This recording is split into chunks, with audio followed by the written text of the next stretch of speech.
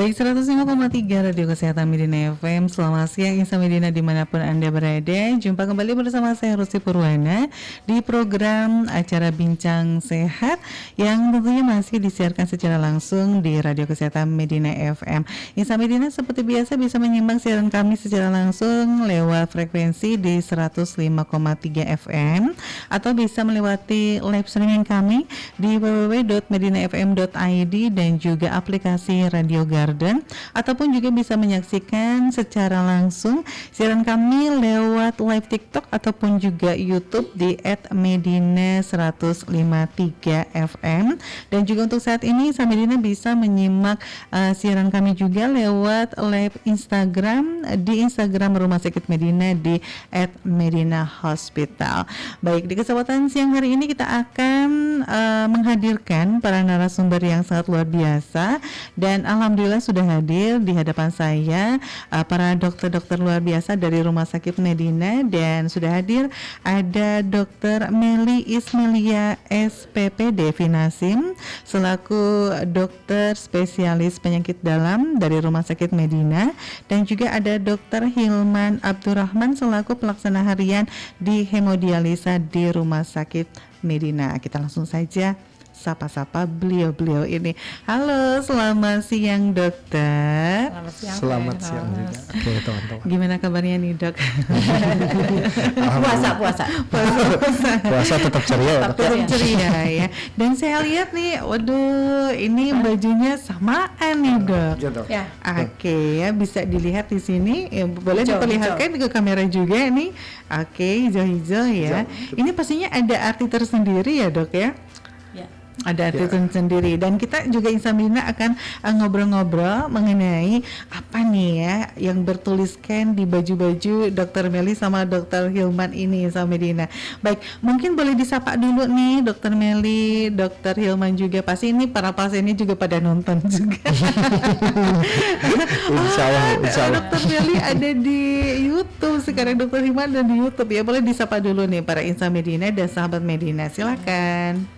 Assalamualaikum para insan Medina dan para sahabat Medina. Ketemu dengan kita, saya Dr. Melly dan saya dengan Dr. Hilman. Kami dari unit dialisis Rumah Sakit Medina ya. Teras, ya. Baik. Untuk insan Medina yang selalu kontrol setiap bulan pasti ke Dr. Melly selalu bertemu, ataupun juga untuk insan Medina selaku para pejuang HD ya. Di sini juga pasti suka ketemu sama Dr. Melly, kemudian juga ketemu sama Dr. Hilman. Sekarang wah, ketemunya di TikTok nih. Ketemunya di YouTube nih, di Instagram nih ya. Dan Insan Medina perlu saya ingatkan bahwa di bulan Maret ini kita memperingati Hari Ginjal Sedunia, dan untuk tema tahun 2026 ini Hari Ginjal Sedunia yaitu mengambil tema peduli pada manusia melindungi planet. Menarik ya untuk temanya di kesempatan tahun ini gitu kan. Nah, mungkin sebelum kita bahas mengenai tema Hari Ginjal Sedunia 2026, boleh dokter silakan dijelaskan apa itu yang namanya Hari Ginjal Sedunia dan mengapa hari tersebut itu penting untuk meningkatkan kesadaran masyarakat nih, terutama terhadap kesehatan ginjal. Silakan. Oke, Dokter Melly dulu silakan. Terima kasih ya, Teros. Begini, kenapa diperingati Hari Ginjal Sedunia? Karena ini sebagai bentuk kepedulian global terhadap meningkatnya penyakit ginjal kronik ya. Karena seringkali tidak terdeteksi dari awal ya.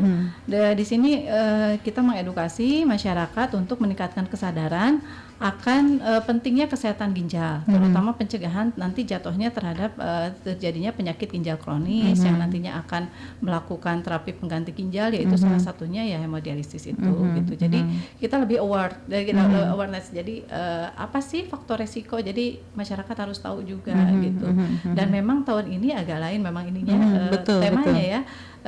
Jadi Caring for People, Protecting the Planet. Jadi peduli pada manusia dan melindungi planet, karena bagaimanapun juga kita hidup di planet ini ya kita saling berhubungan dengan lingkungan. Lingkungan bisa menyebabkan kita juga jadi penyakit ginjal, dan penyakit ginjal juga nanti efeknya ada terhadap lingkungan gitu, juga Teros, ya. betul. Jadi tetap kita harus menjaga keseimbangan gitu. Betul. Jadi di sini tetap yang harus dijaga itu adalah keseimbangan dari lingkungan itu sendiri. Makanya di sini diangkat di tahun 2026 ini adalah mengenai yang namanya melindungi planet juga, begitu ya dokter ya.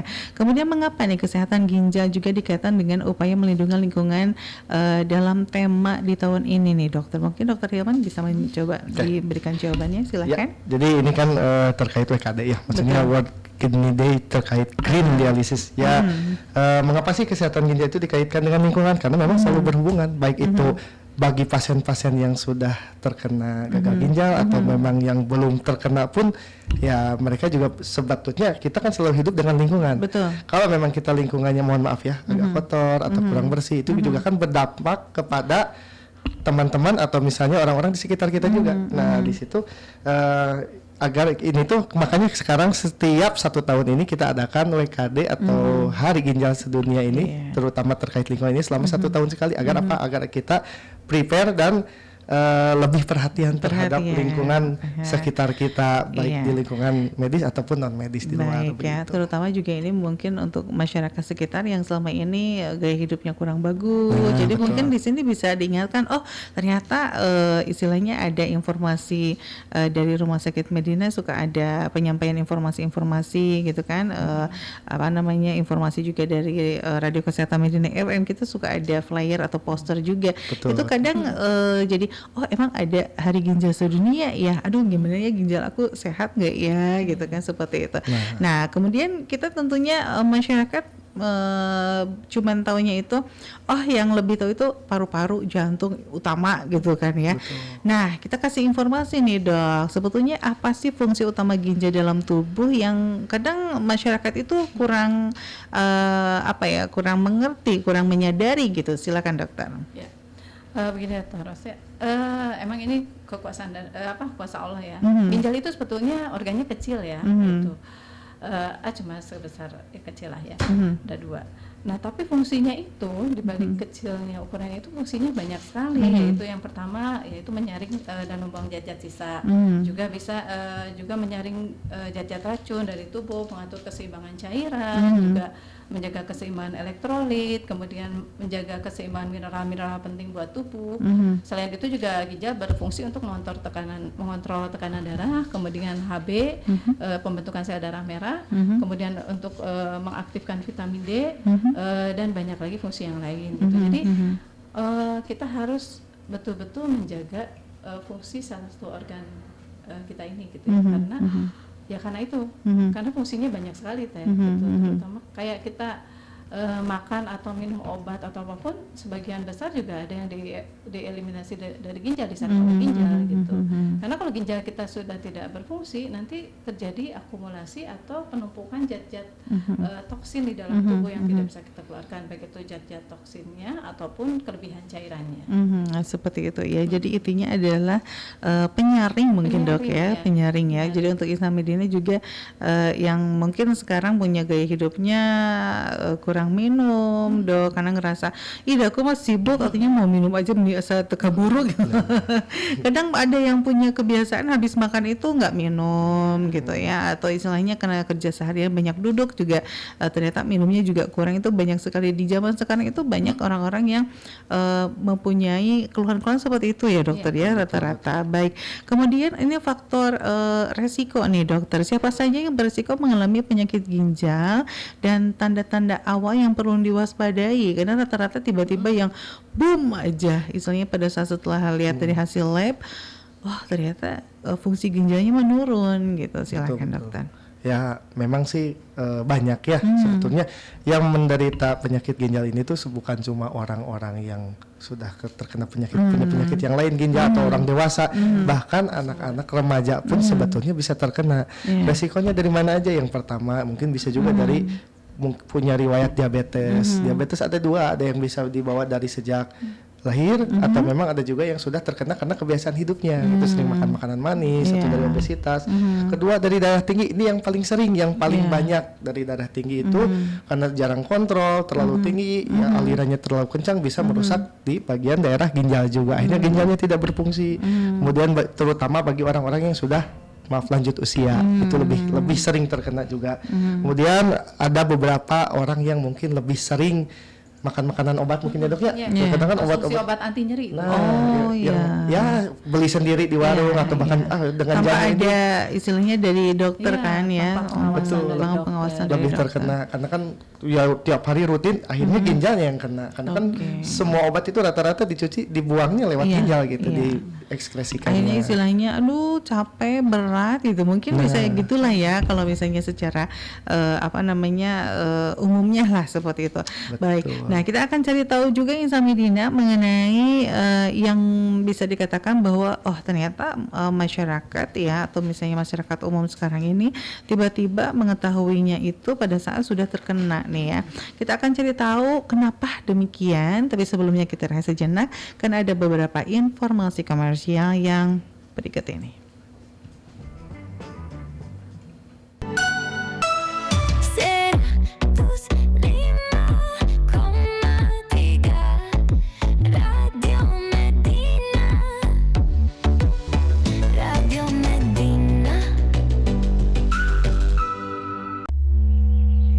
Inhale, exhale.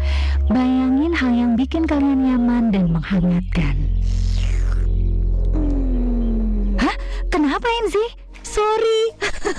Karena kalau bayangin yang nyaman, aku jadi keingat resep baru mie sedap ayam bawang. Cuma resep baru mie sedap ayam bawang yang hangatnya selalu ada tiap gue butuh kenyamanan. Cobain deh. Minyak kenyal, tiap suapan bikin rileks. Aroma apa nih? Mau coba dong. Kuah kaldunya sedap banget. Iya dong, kuah gurih keemasannya dari ayam kampung asli. Hangatnya bikin nyaman. Dan sekarang juga ekstra bawang goreng. Gong deh. Gak heran, mie sedap ayam bawang selalu jadi nyaman ala Enzi. Cobain deh resep baru mie sedap ayam bawang. Sedapnya penuh rasa di setiap suapan. Dari Wings Food. Apa tuh? Bangkitkan semangat Ramadan di era baru.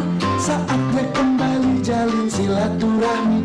Minum segar dingin SDC 1000. Vitamin C 1000 miligram. Jaga tubuh tetap segar. Usir malas, rajinlah ibadah.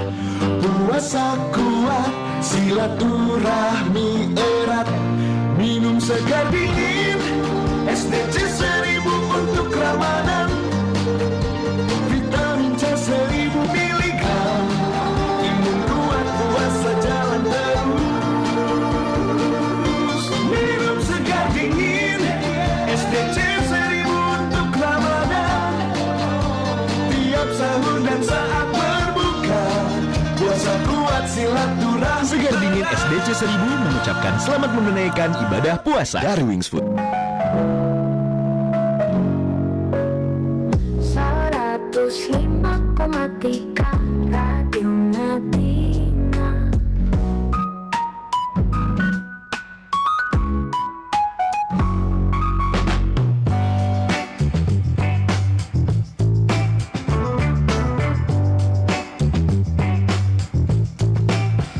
Bagi Insa Medina yang berbahagia, masih bersama saya Rosi Purwana, masih bersama Dr. Meli dan Dr. Hilman dari Rumah Sakit Medina. Kita masih bincang-bincang mengenai kesehatan ginjal. Ini juga bertepatan dengan Hari Ginjal Sedunia yang bertepatan setiap tanggal 13 Maret ya dok? 12 Maret, baik. 12 Maret ya. Dan Minggu kedua maksudnya. minggu kedua ya. Pokoknya minggu kedua aja hari Kamis. Oke, hari Kamis minggu kedua berarti Iya betul, berarti 12 Maret ya. 12 Maret. Oke, 12 Maret besok Betul. berarti ya. Oke. Nah, tadi sudah disampaikan mengenai apa itu fungsi ginjal, kemudian juga fungsi ginjal utama itu sering kadang tidak disadari ya, tiba-tiba ada gejalanya langsung saja terjadi penurunan. Nah, ini biasanya kenapa banyak orang yang baru menyadari dokter bahwa ternyata fungsi ginjalnya itu sudah parah, sudah menurun, dan kenapa nih penyakit ginjal ini disebut sebagai suatu penyakit yang diam-diam bisa menimbulkan istilahnya gangguan kesehatan yang sangat berbahaya. Silakan dokter. Oke. Karena gini ya Teh, sebetulnya kan penyebabnya terutama yang sering adalah hipertensi dan diabetes ya.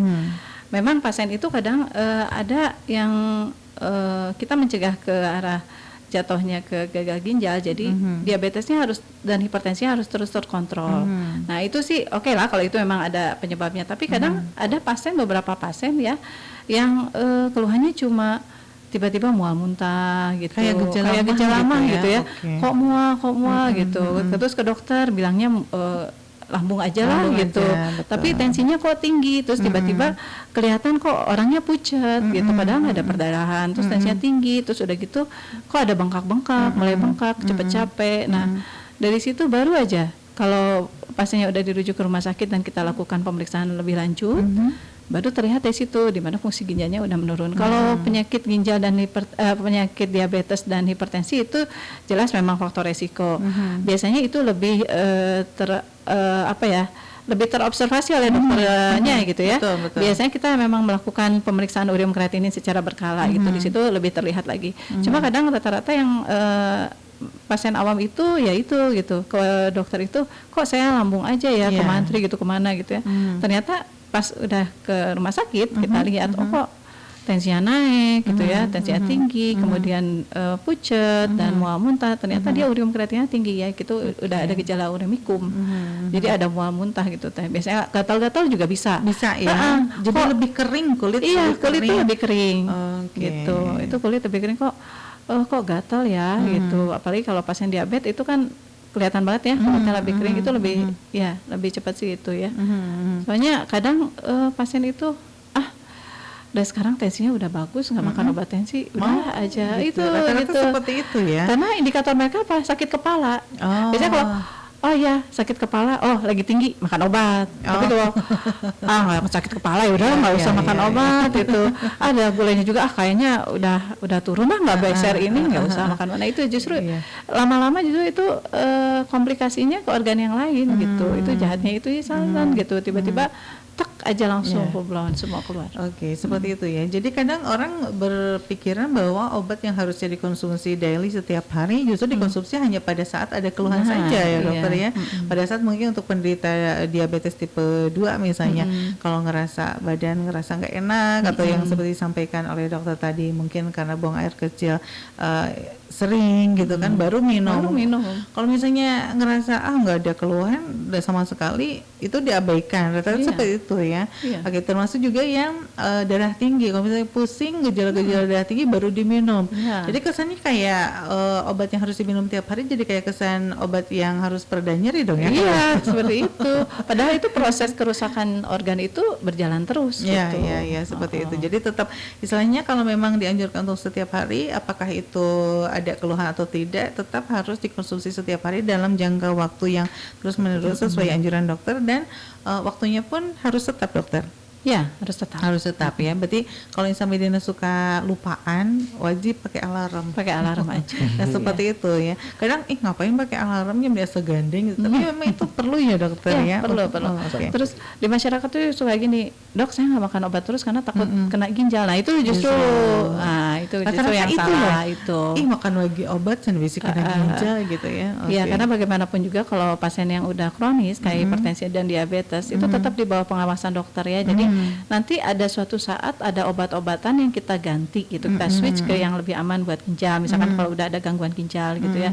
Jadi nggak loss sama sekali gitu. Jadi justru prinsip nggak minum obat biar melindungi ginjal yaitu sama sekali, malah progresivitas penyakitnya ya lebih cepat gitu. Oke, seperti itu. Justru ya pada saat rutin mengkonsumsi ini untuk menjaga lebih cepat untuk terkena yang namanya komplikasi itu ke ginjal terutama. Saya beralih ke Dr. Hilman karena Dr. Hilman selaku pelaksana harian di hemodialisa. Jadi untuk para pendamping atau mungkin para pasien dari hemodialisa di Rumah Sakit Medina ini wajah Dr. Hilman tampaknya memang sudah familiar sekali.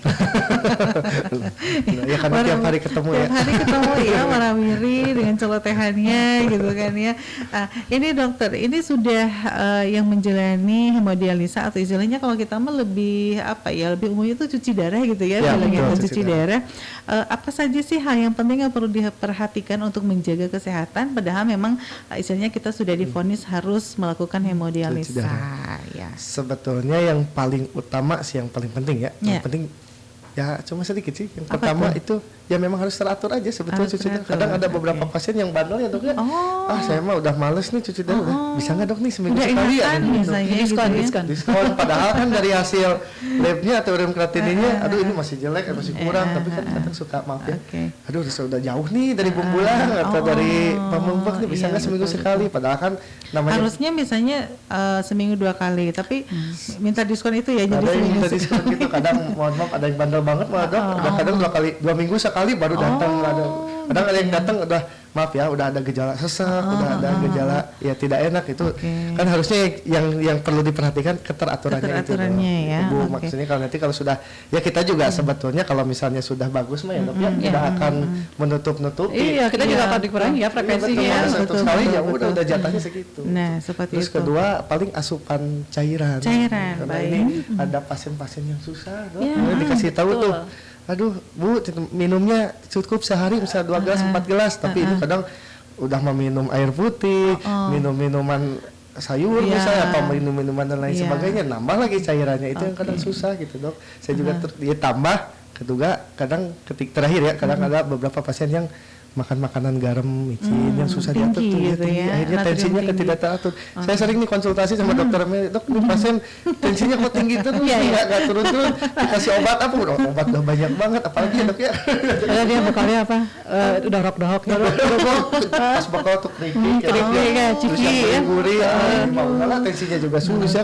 Padahal paling bagus itu yang rebus-rebus ya. Iya, rebus-rebusan ya. seperti itu. Ya itu tadi ya, mungkin ngerasa ada sekarang mah udah enakan, udah nggak mual, jadi habuk-habuk. Makanya nggak kerasa. Terus juga saya juga suka lihat ya di beberapa aplikasi bahwa biasanya ini ada pasien yang HD gitu kan ya.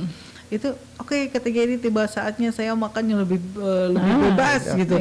Dia makan segala macam apapun karena kerasa ini juga nanti kan bakal dibuang. Jadi kayak yang chatting day gitu ya. Betul, itu banyak yang seperti itu ya. Banyak banget. Memang kita juga ke beberapa pasien juga oke lah gitu. Kalau pas menjelang mau cuci darah itu agak-agak longgar ya, boleh, karena mudah-mudahan jadi pas adanya itu racunnya dikeluarkan. Tapi kadang ada yang berlebihan gitu gitu ya. Ya itu yang susahnya. Kalau yang udah berdasarkan menakar kemampuan diri sih oke gitu. Tapi ini yang berlebihan itu yang segala sesuatu yang berlebihan memang tidak baik. Ya betul. Baik.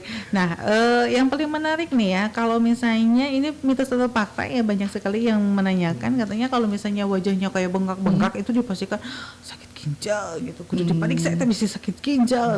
Betul tidak dok? Ada beberapa ya, ada beberapa juga. Jadi cabai aku mau. Itu nggak semua ya, nggak semua di generalisir ya yang bengkak itu enggak sih. Jadi kita ada beda kok gitu, yang beda kelihatannya. Kita kalau bengkak karena gangguan ginjal tuh kita sebutnya puffy face ya, jadi sembab gitu ya. Tapi kalau misalkan cabi gemuk itu ya enggak juga. Tapi beda nanti juga ada beberapa penyakit atau kelainan yang karena kita sering konsumsi steroid gitu, yang moon face itu yang gemuk itu jadi wajahnya kayak bulan, itu ada juga sih teh. Jadi nggak semua disamaratakan yang cabi itu ada gangguan ginjal enggak juga. Tetap harus dibuktikan ya, diperiksa labnya, diperiksa. Berarti istilahnya seperti sampaikan Sembab tuh kayak carindul gitu ya. Carindul ya, sudah carindul. maunya habis nangis gitu ya. Iya, kalau orang Garut bilangnya carindul. Carindul. Carindul meni segala de box gitu ya. Ginjal. Habis nangis ya. Ya kayak habis nangis gitu ya. Itu perlu tapi kalau misalnya ada seseorang yang ternyata ngerasa kok pas bercermin tampilan mukaku kok kayak begini gitu.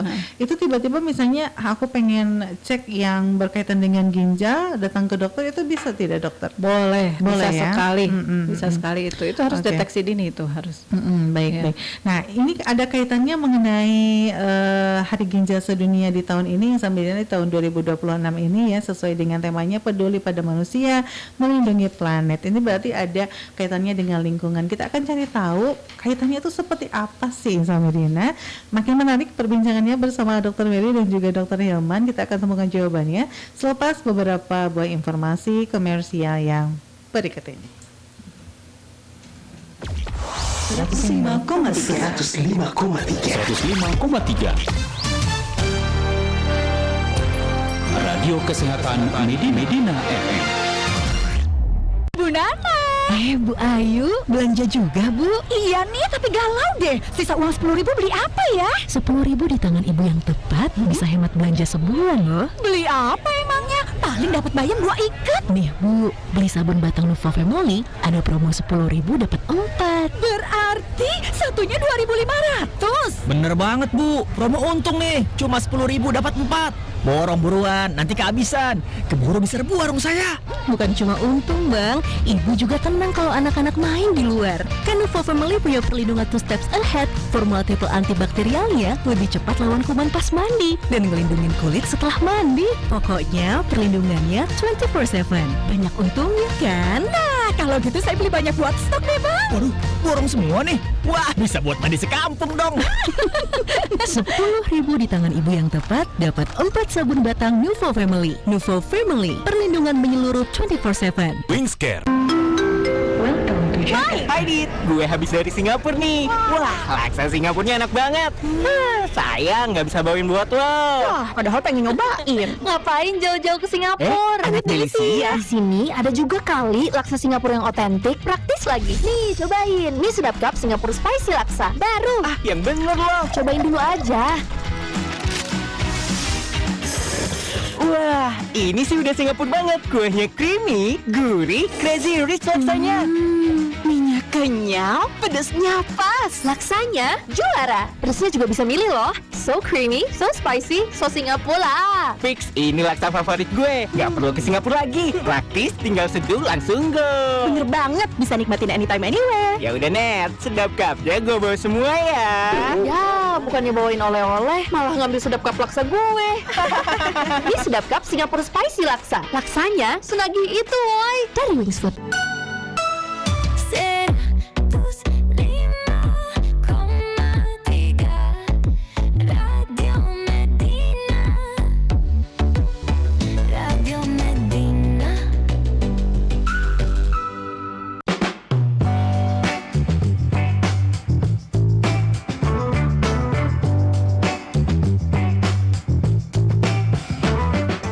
Bagi Samidina berbahagia, seperti saya sampaikan tadi sebelum pariwara, bahwa tema di tahun ini memang agak unik ya. Ini ada kaitannya dengan planet gitu kan ya, istilahnya seperti itu.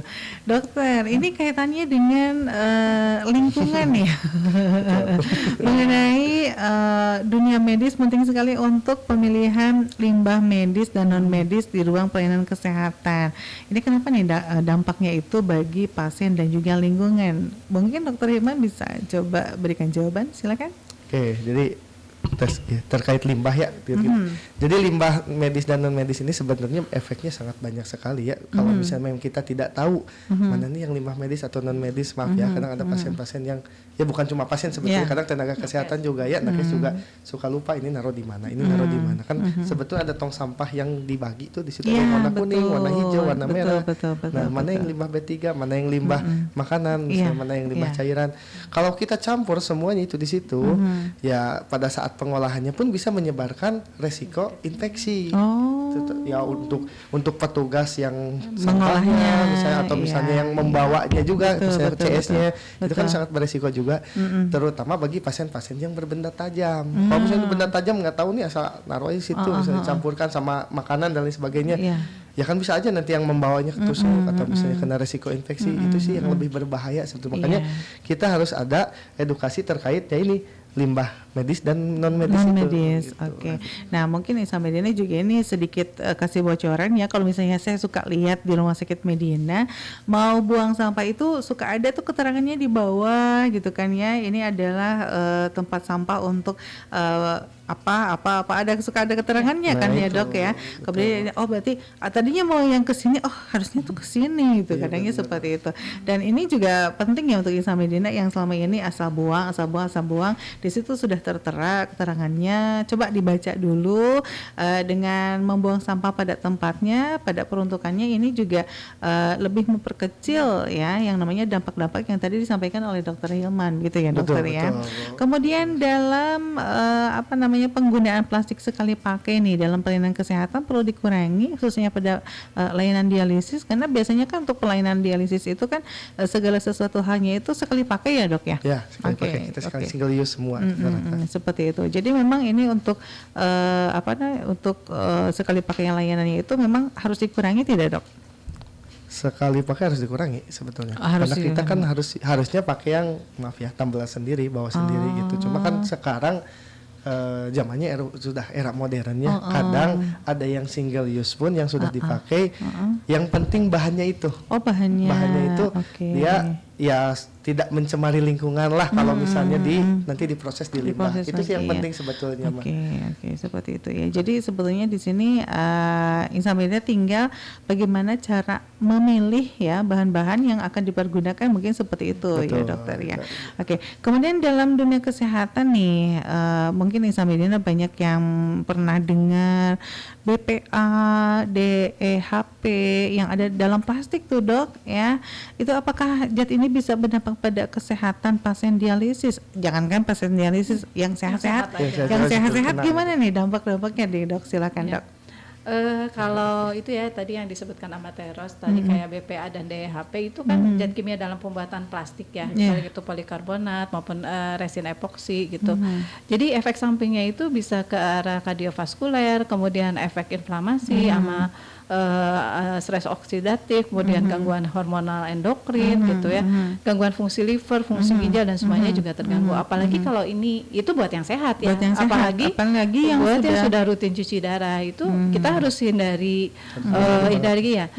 alat-alat makan atau botol yang berbahan BPA dan DEHP.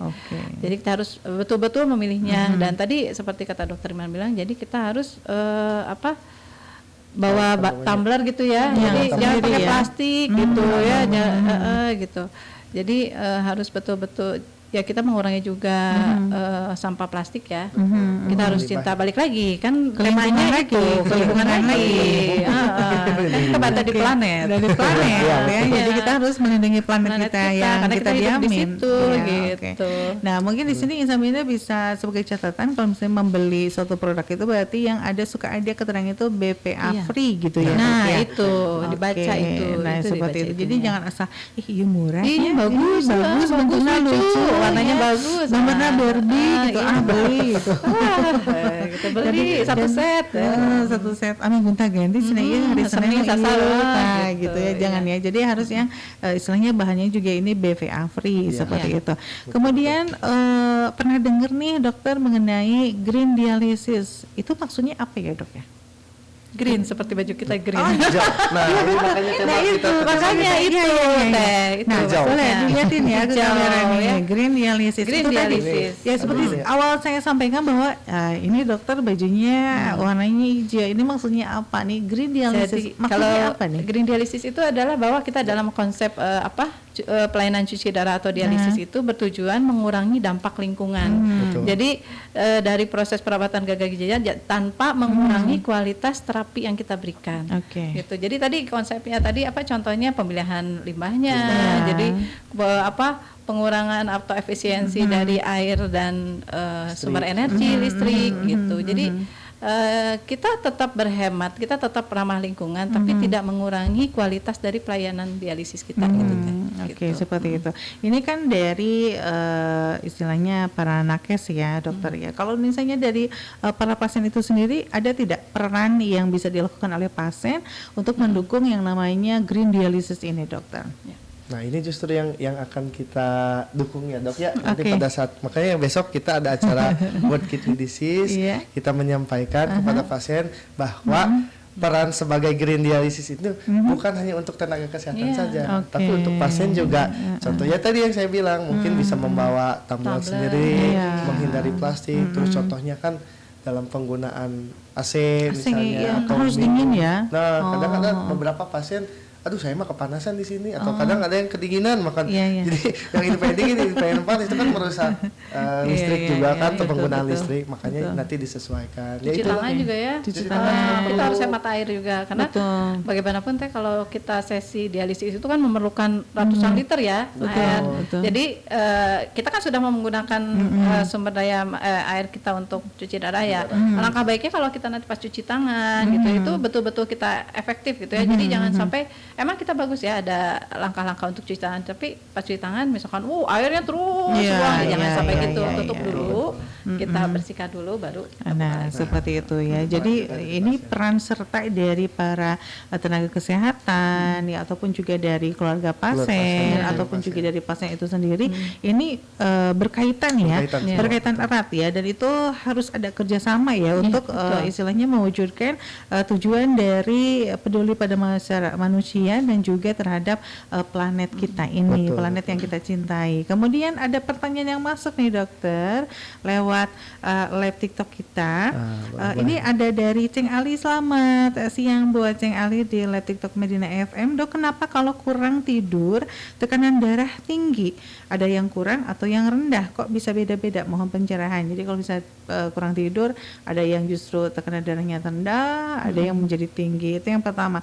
Kemudian dari Olala, kalau periksa ginjal itu apakah cukup dengan tes darah saja? Ada 2 pertanyaan, silahkan. Saya dari Olala bentar ya. Kalau untuk pemeriksaan gangguan ginjal itu tadi pertanyaan apa dari darah aja ya? Dari darah aja. Apakah dari darah saja? Enggak. Itu sahabat Medina itu kita periksa semuanya ya, mulai dari anamnesa kita tanya keluhannya dulu, kemudian dari pemeriksaan fisik baik itu tekanan darah berapa gitu ya. Kemudian apakah ada pucat, anemia, ada bengkak-bengkak juga. Terus udah gitu juga dari pemeriksaan yang lain, dari ronsen boleh, dari lab juga terutama darah ya. Kita kan melihat fungsi ginjalnya, ureum kreatinin. Dan jangan lupa juga dari urin rutin. Urin rutin. Iya, dari kencingnya itu biasanya. Tiap hari berarti dokter? Oh, enggak tiap hari, maksudnya untuk screening. Untuk screening ya. Jadi untuk pertama di kali rumah ya. Gitu. Jadi datang aja ke Medina. Oh gitu ya. Jadi untuk Insan Medina tidak harus istilahnya sebagai pasien rutin berobat, tapi kalau misalnya memang ingin diperiksakan itu bisa ya dokter bisa ya. aja. Konsultasi saja dengan dokternya. Kemukakan keluhan-keluhannya, apalagi kalau misalkan secara genetik atau riwayat di keluarga, misalkan ini teteh itu atau sahabat Medina itu ada yang mempunyai hipertensi, ada yang mempunyai diabetes atau bahkan gagal ginjal. Apa kita jadi screening lebih awal. Gitu. Untuk menjaga ya terjadi hal-hal yang tidak diinginkan. Seperti saya sampaikan tadi, saya pikir urinnya tiap hari, maksudnya tiap hari di rumah. Kalau misalnya di rumah nih ada tidak misalnya ini kayaknya ada kelainan nih. Biasanya kalau urin yang sehat itu pada saat kita buang air kecil itu seperti apa dokter? Biasanya sih kuning jernih ya. Dimana kalau kuning pekat berarti kita dalam keadaan dehidrasi biasanya. Terus kalau misalkan berbusa atau berbuih itu biasanya ada kandungan protein di dalamnya. Itu ada kebocoran biasanya. Tapi oke, kita oke. buktikan dengan ya pemeriksaan ke laboratorium Pemeriksaan tetap ya, gitu. untuk memastikan ya dokter ya. Memastikan, iya. Baik. Kemudian kalau misalnya kita kurang tidur, ini pertanyaan dari Ceng Ali, tekanan darah itu kadang ada orang yang jadi tinggi gitu kan, atau misalnya ada juga yang malah jadi rendah gitu. Mohon pencerahannya katanya, silakan.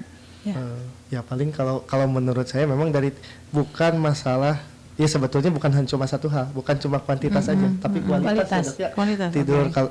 Jadi kalau misalnya memang kita tidur terlalu banyak, tapi misalnya kualitasnya tidur 1 jam, nanti tidur lagi 2 jam, atau misalnya tidur lagi kadang di sore hari, Keselang-selang gitu selang-selang, ya. misalnya Oke. tidurnya di maghrib, atau misalnya nggak jelas nih siang malamnya bangun, tapi malamnya bangun misalnya, tapi tiangnya tidur. Nah itu masalah kualitas, maka itu bisa mempengaruhi juga dari kualitas tekanan darah juga gitu, karena kan pada saat kita tidur sleep training itu harusnya kardiovaskular kita itu mempercepat dan lebih memperbaiki lagi lah sebetulnya. Makanya bukan hanya soal kuantitas, tapi juga kualitas. Apalagi juga. kalau udah mimpi buruk ya.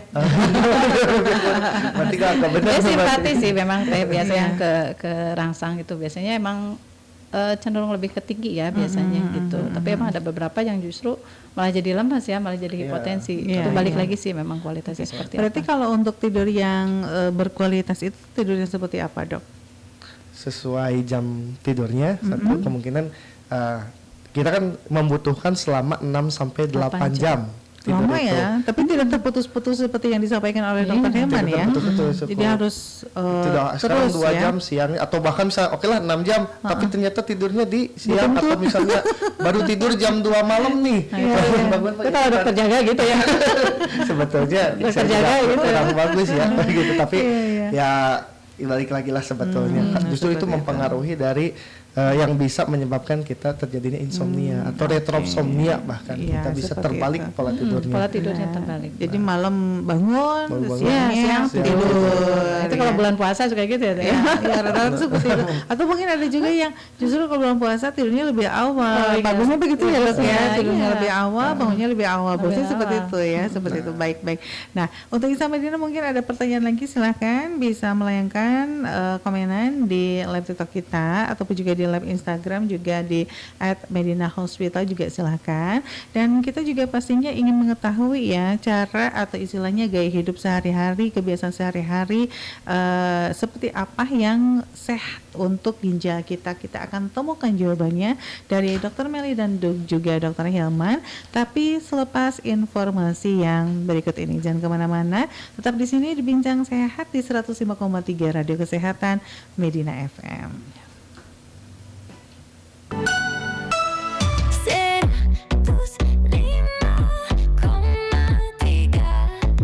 Radio Medina, Radio Medina. Pernah cobain mie goreng yang langsung terasa beda dari suapan pertama? Kita tanya masternya. Ini kreasi baruku, mie sedap goreng ala Chef Devina. Kolaborasi masterpieceku bersama mie sedap ahlinya rasa. Chef Devina, apa yang bikin beda? Sedapnya level up, from my kitchen to yours. Minyak kenyal? Pasti. Minyak pipi? Beda lagi. Aku pilih tekstur mie pipi. Minyak lebih lebar, jadi bumbu racikanku mudah meresap. Oh iya? Sambal merahnya buatanku bareng mie sedap. Rasanya khas banget. Mau dong Chef. Eits, tunggu dulu. Aku mau taburin keremesan kriuk. Here you go. Enjoy. Minyak pipih dan kenyal. Rasanya unik.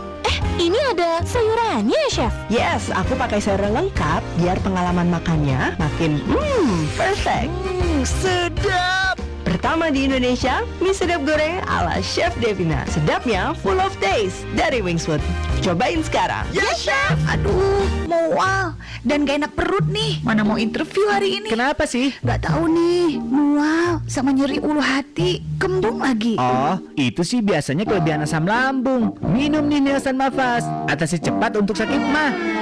Neosan Mafas merupakan obat sakit mah yang bekerja ganda dengan indikasi untuk mengurangi gejala-gejala yang berhubungan dengan kelebihan asam lambung seperti mual, nyeri lambung, nyeri ulu hati, kembung, dan perasaan penuh pada lambung yang tidak bisa diatasi dengan antasida. Kok bisa gitu ya? Cepet reaksinya. Neosan Mafas gitu loh. Untung aku selalu bawa karena Neosan Mafas cukup 1 tablet sehari. Untuk gejala sakit mah menyerang, jangan lupa obat mah kerja ganda. Neosan Mafas, pilihan yang cepat dan tepat untuk meredakannya.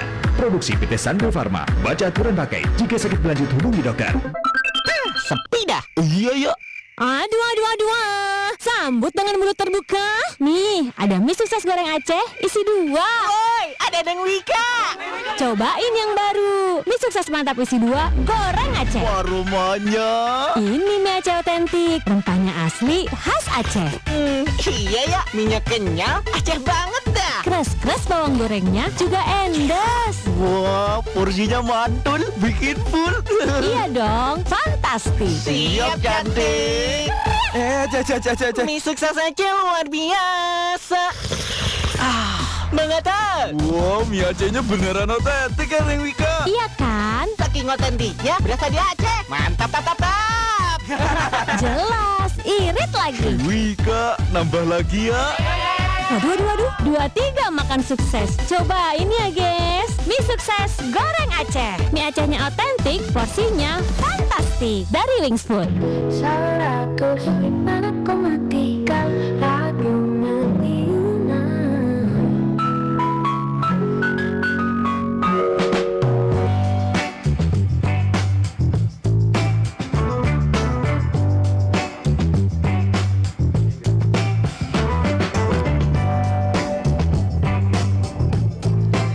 Bagi insan Medina yang berbahagia, waktu di studio sudah menunjukkan pukul 10:50 dan kita hampir 1 jam bincang-bincang di Bincang Sehat ini.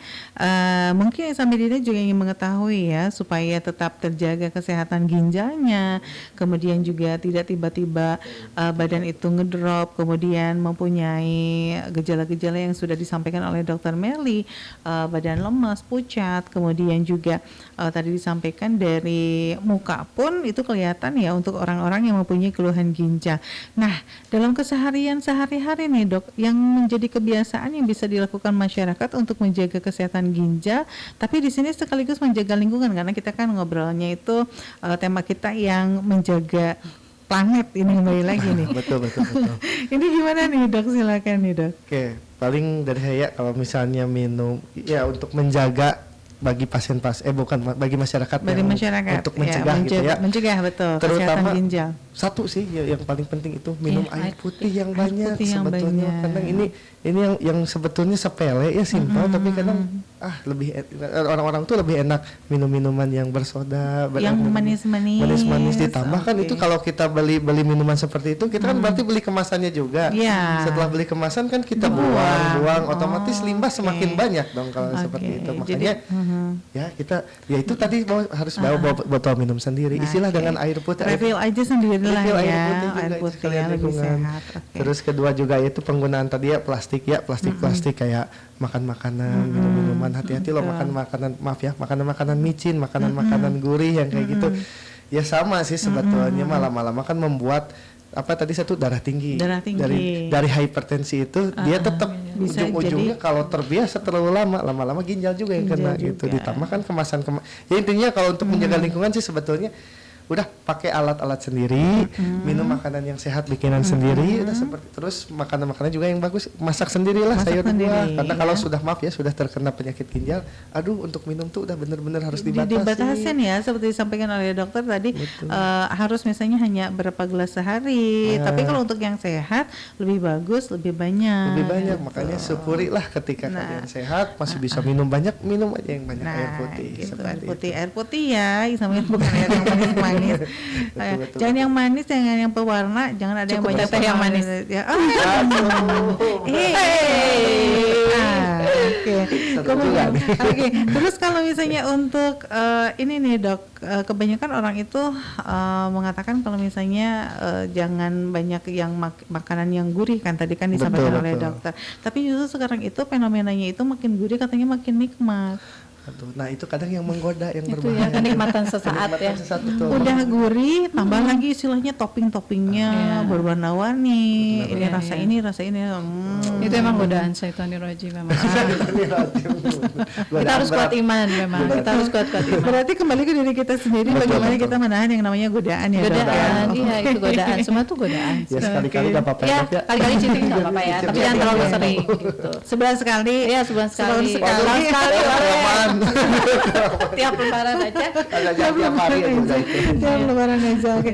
Sebelum kita closing, dokter, ada yang masuk pertanyaan lewat Instagram Rumah Sakit Medina. Ini dari Kang Waryadi Pandi. Kalau makan obat nyeri terus-menerus ada efek samping nggak? Saya didiagnosa saraf kejepit nih dokter. Ini sebetulnya sudah dibahas ya dari awal ya. Oke, dibahas lagi aja dokter, silakan. Paling dari saya, kalau misalnya kita kebiasaan minum obat nyeri, sebetulnya memang sih nyerinya itu reda. Apalagi maaf ya bagi bapak ini, dia punya saraf kejepit, otomatis dengan obat nyeri pasti berkurang. Tapi sebetulnya pengobatan utamanya bukan obat nyeri. Ya perbaikilah saraf kejepitnya itu, kontrollah sumbernya itu yang ditangani. Kontrollah ke dokter saraf. Nanti misalnya ini perlu fisioterapi atau maaf ya perlu tindakan khusus atau ada obat khusus. Yaitu yang obat yang diminum yang langsung ke sumbernya gitu, bukan hanya obatnya ke obat nyeri menahan aja ya, menahan aja ya. Justru malah efek samping yang nanti timbul setelah, memang sih efek sampingnya nggak akan saat itu ya. Sebulan ya dok, tapi setelah bertahun-tahun baru nanti ginjalnya. Istilahnya jangan sampai timbul bom waktu gitu lah. Seperti itu ya. Kemudian yang terakhir, kalau misalnya dibuka terus dia pasti banyak. Sampai maghrib kita ya berarti. Jadi ya ngabuburit. Jadi udah bukan lagi ngabuburit namanya. Ini dari TikTok Radio Kesehatan Medina FM dari Agesa. Kalau pasien HD selama sesi dialisis, kenapa suka ada yang tensinya itu rendah dan ada juga yang tensinya tinggi katanya. Terus satu lagi, cuci darah yang berkualitas itu seperti apa dok? Karena untuk mencapai berat kering itu susah sekali katanya. Betul. Silakan dokter. Memang kalau pasien yang cuci darah itu kadang ada yang lagi cuci tensinya naik ya, tiba-tiba naik sampai 200 gitu. Itu ada yang namanya intradiabetic hypertension. Tapi ada yang kadang turun. Nah itu biasanya kita UF-nya atau penarikannya terlalu banyak.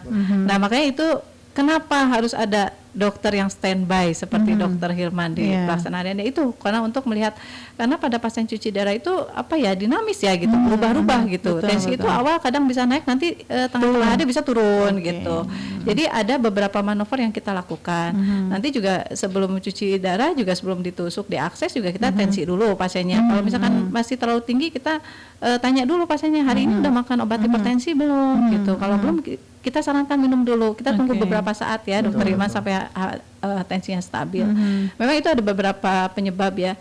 Nanti mungkin untuk sahabat Medina yang ada keluhan seperti itu nanti bisa konsultasi dengan dokter pelaksana hariannya atau dengan ada PJP-nya juga. Itu tiap orang beda-beda sih. Yaitu antara apakah obat hipertensinya belum optimal gitu ya, kan itu obat hipertensi kalau nggak satu masih belum teratasi, kita tambahin satu lagi, kita tambahin satu lagi gitu ya, atau enggak ya itu kita persepan HD-nya gitu, apakah terlalu banyak cairan yang kita tarik gitu, jadi dia tiba-tiba ngedrop gitu. Bahkan kita istilahnya apa sih kalau ngedrop tuh kita guyur, kita cor katanya gitu, kita loading gitu, kita naikkan dulu gitu. Ada kode ya? Ada kode, cor dulu loading gitu. Nah jadi kalau untuk bagaimana biar optimal gitu kalau HD-nya itu kita ada yang namanya adekuasi HD ya. Adekuasi HD itu memang ada beberapa parameter, baik itu dari kualitas hidup pasien itu jadi bagus gitu ya dengan cuci darah rutin. Ada pasien juga jadi bagus gitu hidupnya gitu ya, tidak sesek, dia bisa beraktivitas, tidak ada mual muntah, semua gejala uremikumnya tidak ada. Itu memang udah kemungkinan sudah tercapai, dan kita ada istilah KT/V ya, nanti kita dihitung juga dari pemeriksaan lab juga. Juga dari situ HB-nya bagus, tensinya bagus gitu. Itu beberapa indikator bahwa dialisis yang dilakukan itu sudah tercapai gitu, KT/V terutama. Sama ya itu terutama subjektif keluhan dari pasien. Kadang pasien yang emang oh iya dok saya enak sekarang berat badan segini ya, enakan segini. Oh iya, jadi kita udah, soalnya ini masing-masing pasien beda-beda ya teh ya gitu. Ada yang berat badannya enak di sekian, ada yang naik sekian udah nggak enak gitu. Jadi itu balik lagi sama ya terutama itu KTPRV yang kita jadikan patokan. Baik. Kemudian kalau untuk cuci darah yang berkualitas itu seperti apa? Karena untuk mencapai berat kering nih dok, kita suka dengar ya berat kering nih, untuk mencapai berat kering katanya susah. Itu seperti apa? Mungkin kalau yang belum mengalami apa ya itu apa ya berat badan kering? Jadi berat badan kering itu berat badan yang terendah yang dimana pasien tidak ada keluhan, maksudnya enak gitu ya, tidak ada keluhan, tidak ada pusing, tidak ada lemas gitu. Jadi kita tidak ada sesak gitu. Kita ambil yang itu. Biasanya kalau pasien datang dengan berat badan 50 tapi dia dengan bengkak-bengkak, terus kita coba tarik UF 3.000 atau 4.000 gitu ya. Dia dengan pulang berat badannya 45 atau jadi turun 5 kilo berarti ya. Nah, kalau pasien itu merasa enak begitu pulang gitu, ya udah kemungkinan kita berat badan keringnya pasien itu segitu. 45 berarti patokannya itu 45 ya. Gitu. Jadi harus dijaga juga sih berat badan kering itu ya, gimana kita konsumsi cairan juga ya selama di luar sesi dialisis gitu. Jadi jangan sampai kita udah tahu nih, udah menakar diri kita, oh ya saya enak berat badan saya di 45 kilo, tapi di luar jadwal HD saya banyak minum juga gitu. Nah itu kok nggak capek-capek ya dok ya? Iya kalau di luar jadwal HD kita terlalu banyak minum ya gitu. Pada saat tadinya dok ya, kadang pada saat kenapa saya pada saat timbang misalnya 48, tapi pada saat pulang kan ditarik 3.000, tapi harusnya kan 45. Ini malah tetap malah kadang cuma turun 1 kilo. Padahal di situnya ya kayak intra HD juga konsumsi. Berarti kembali lagi ke pasiennya itu sendiri ya. Jadi untuk mendapatkan yang namanya hemodialisa yang di sini bagus, berarti kembali tidak hanya dari istilahnya tindakan dari para nakesnya, tapi dari pasiennya sendiri itu juga harus benar-benar yang namanya seperti itu. Pokoknya kita harus rutin, apalagi kalau udah dapat jadwal rutin itu beruntung sekali ya, karena kita waiting listnya banyak. Udah penuh. Jadi alangkah disayangkan kalau pasien udah dapat jadwal rutin tiba-tiba pasiennya itu bolos gitu. Itu kasihan buat yang lain gitu ya. Jadi kalau udah dapat jadwal HD dan udah rutin itu yang pertama yaitu tadi kata Dokter Rima, jadwal HD-nya harus tepat ya, jadi harus rutin, harus sesuai. Di luar itu juga tetap. Jadi bukan karena kita udah rutin cuci darah kita makan seenaknya ya, enggak. Jangan. Jadi makanan dan minuman tetap dijaga. Dan yang ketiga terutama itu penyakit dasarnya. Jadi jangan sampai karena udah cuci darah, obat hipertensi nggak dimakan, dok katanya udah cuci darah gitu. Obat diabetesnya nggak dimakan, insulinnya nggak disuntik iya, dok kebanyakan obat. Jangan ya.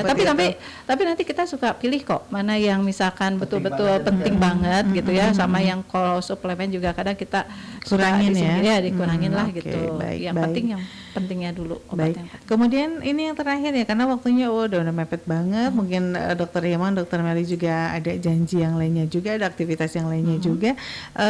Pesan dari Dokter Meli dan juga Dokter Hilman untuk masyarakat Garut dan sekitarnya dan juga yang bisa menyimak siaran kami agar lebih peduli ini terhadap kesehatan ginjal sejak dini. Silakan dokter.